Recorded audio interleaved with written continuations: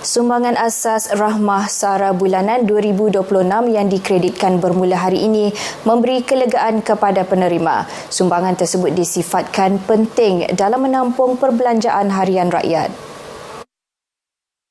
Bagi penerima isi rumah, bantuan tersebut amat disyukuri untuk membeli keperluan asas terutamanya barangan makanan.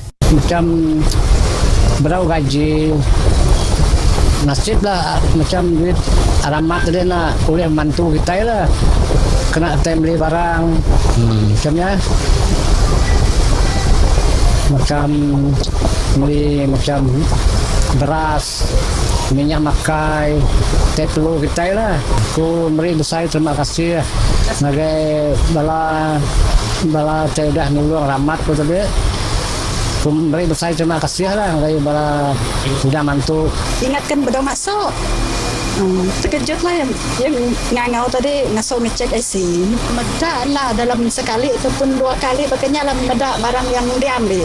Maka ngambil beras sekali kan. Mungkin sekali kena je lah. Mungkin ngambil barang ini limit mungkin boleh kena dalam dua kali. Minta ditambah lah untuk membantu di orang yang memerlukan lagi lah. Begitu juga warga emas yang turut menerima manfaat, sumbangan ini sedikit sebanyak membantu mereka mendepani peningkatan kos sara hidup. Harap naik lagi. Ditambah lagi. Tapi syukur lah alhamdulillah. Kos sara hidup dinaikkan.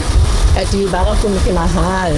Jadi dapat membantu beli beras ke, beli gula, kat sekolah, Ramadan, Raya, semua lah. Mau membantu.